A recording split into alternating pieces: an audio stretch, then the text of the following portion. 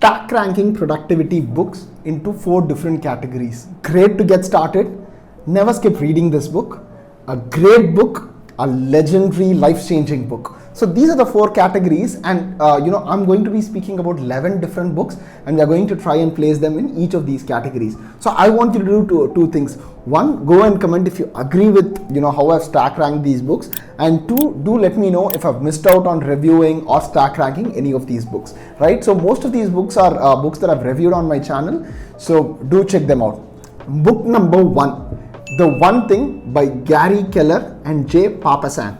So this is a great book which speaks about how focusing on one thing leads to great results, right? For example, the authors in fact give a lot of examples of how 80% of our results comes from 20% of the effort that we put in, or 80% of everything that happens to us happens by us focusing all our effort on the one thing, right? So you would see a lot of YouTubers, successful YouTubers, who would have a lot of their videos come only from 20% of the videos that they've ever produced. For example, a great, someone who's great in their career, a lot of their success would come in by 20% of the things that they do really well. In fact, the author speaks about an episode in the book where he learned, 1 or 2 strings in his guitar, which comes in around 80% of these songs. So this is a great productivity book if you're someone who's just getting, trying to level up to see, hey, I have so many things to do, but I don't know which one to focus on. So this gives you that much needed pat on the back to say, hey, try focus on 1 or 2 things. So where would I rank these? I would say let's put it in the great bucket, right? So just below life-changing, and you'll know why the books that are coming up in life-changing are super exciting. Book number 2, Hyperfocus by Chris Bailey. In fact, I recently reviewed this, and since the biggest lesson that I personally took away was how we have very limited attentional space, and how we need to ensure that a lot of a deep work is occupied in that attentional space by things that we want to do by setting the right kind of intentions, right? So before you start your deep work, the one thing that you need to do is to set your intentions and not mechanically shift your attention to doing different things. For example, a lot of times when I want to work, I see myself mechanically picking up the phone, which the author argues and speaks about a lot of tactics on how you can overcome that. So personally, it helped. The biggest lesson that I took away was setting your intention before you start the work on what you want to accomplish, so that you're satisfied by the end of it. So again, I would put it in the great rank. A must read if you're someone who is wanting to do a lot of deep work. Book number 3, The 4,000 Weeks by Oliver Burkeman. So I would say it's one of my favorite books because I read it this year, at the start of this year, at a point when I was frankly overwhelmed by a lot of things, a lot of thoughts around my day job, around creator journey, around my personal life, kind of lost trying to do multiple things, which is where this book taught about the value of finitude, or embracing finitude, and kind of making you realize that you can't have it all, or you can't be a superman or a superwoman and try and accomplish everything that you want to. So it's okay to let go of a few things. It's okay to have trade-offs. It's okay to embrace finitude and still be happy. So I would put it, at least for me personally, it would be in the life-changing category, and I highly recommend you read it if you're someone who is in this folk road, or in the middle of okay, I know all these productivity techniques, but I'm not able to accomplish, and I'm like swinging between extremes. This book will help you find that balance. Book number 4, Eat That Frog by Brian Tracy. So I read this book like at least 2 years back, and the biggest lesson that I took away from this was to do your most difficult task the first thing when you sit down to do your deep work.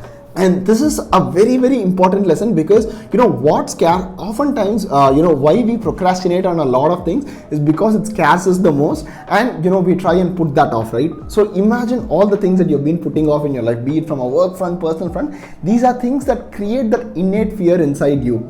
So the easiest way to overcome that is to eat the frog and do that the first thing. For example, at work, the project that you've been dreading to start, just put a headphones on, zone yourself out, get into the deep work zone and get that done first. And you would be surprised at the amount of happiness and the joy that you deliver, you have at the end of your working session. So this is a great book for someone who is getting started. So I would put it in that category. Great to get started if you're someone who's just beginning your productivity journey. Book number 5, Hell Yeah or No by Derek Sivers, right? So this is a great book for someone who has a lot of ideas. If you're someone like me, because I want to shoot videos, I want to be active on Instagram, Twitter, and I want to do a half marathon. I want to probably lift my heaviest this year. I want to get my things right. I want to do a lot of productivity projects. I want to do a lot of habit related projects. I want to write a book. You see how tired I'm getting by speaking all of these, right?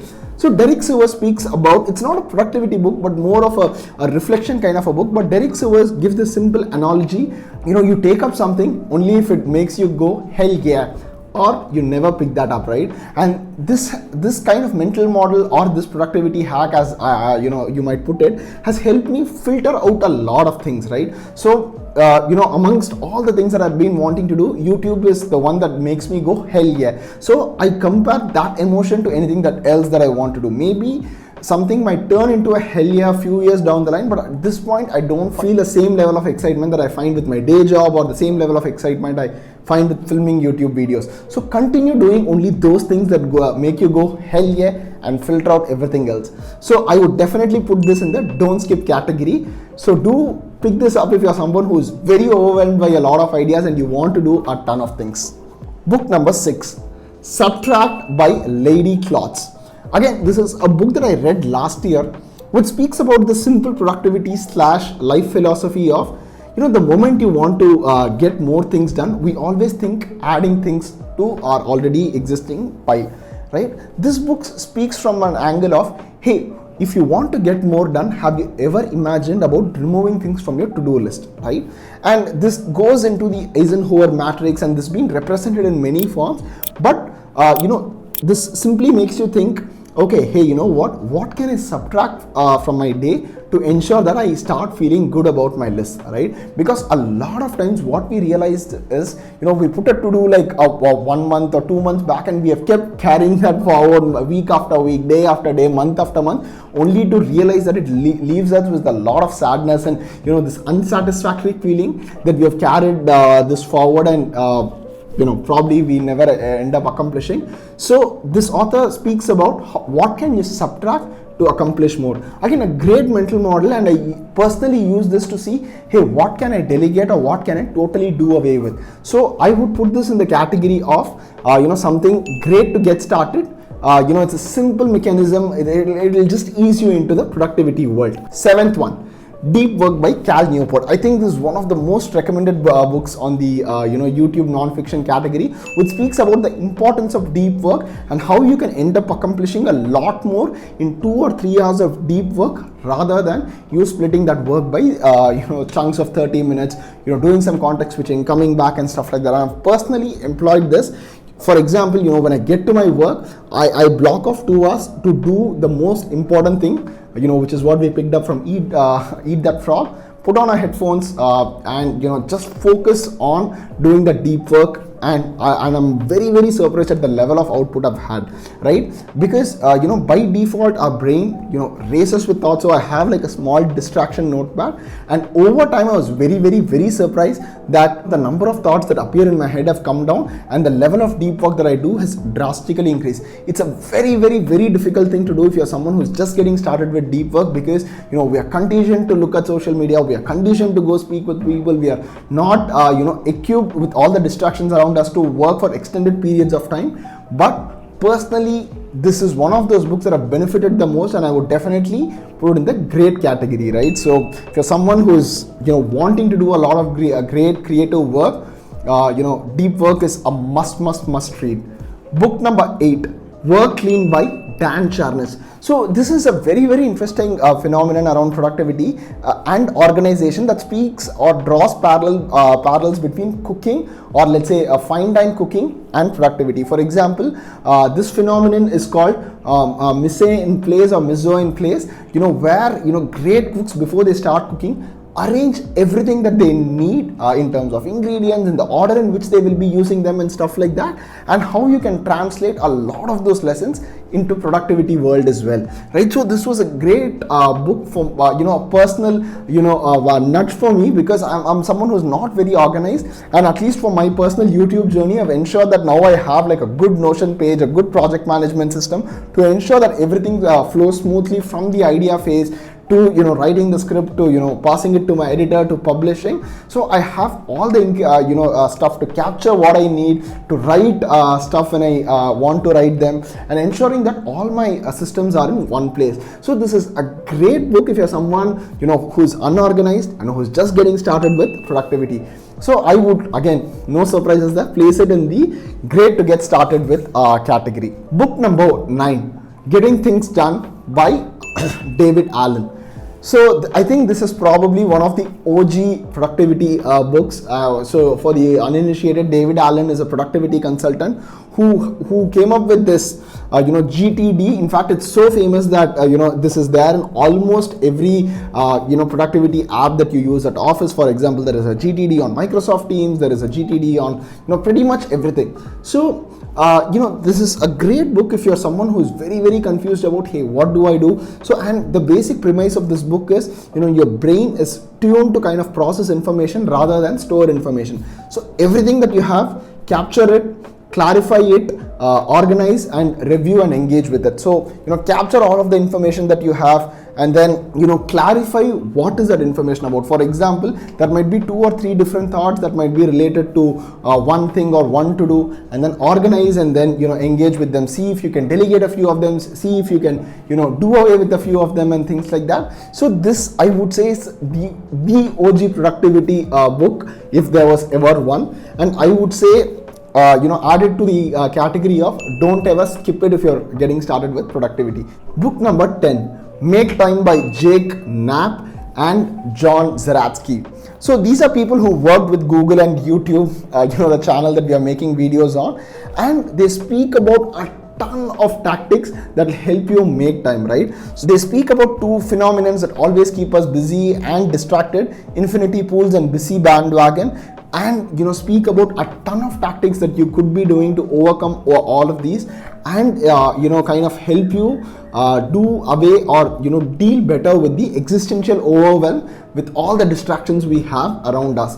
And this extends not just to your day-to-day work, but how you can ensure that you're living more mindfully at your home, at your office, with your friends and things like that.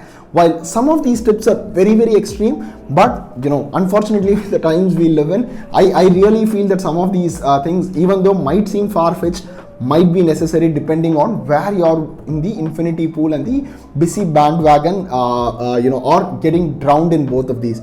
So I would definitely put them in the legendary / life-changing category. So the 2 books, the other book there is 4,000 Weeks by Oliver Buchman. The 11th and the final book in this is Digital Minimalism, again by Cal Newport, which speaks about the distractions we have via social media and how it kind of affects our brain, and how it always ensures that we are distracted. In fact, it speaks about how there are people who have paid millions to ensure that you are always watching videos or scrolling through TikTok or engaging with posts and stuff like that, and talks about very, very, very practical, implementable and actionable tips to ensure that you overcome your digital addiction. So where would we put them? I would put it in the great category. So that brings us to the end of stack tracking these 11 productivity books that have personally ensured that I have become more organized, mindful, and making the best use of my time, right? And do let me know if you're agreeing or disagreeing, because that's the fun with this, right? So maybe you want some work to be in the great category, you want something to be from the don't skip category to be moved to the great to get started, or you want something to be in the life changing. I'm open to hearing all of that, but that brings us to the end of this video, this rating that I did. Do let me know if you want me to do more videos like these. Until I see you in the next video, this is Praveen Ramesh signing off.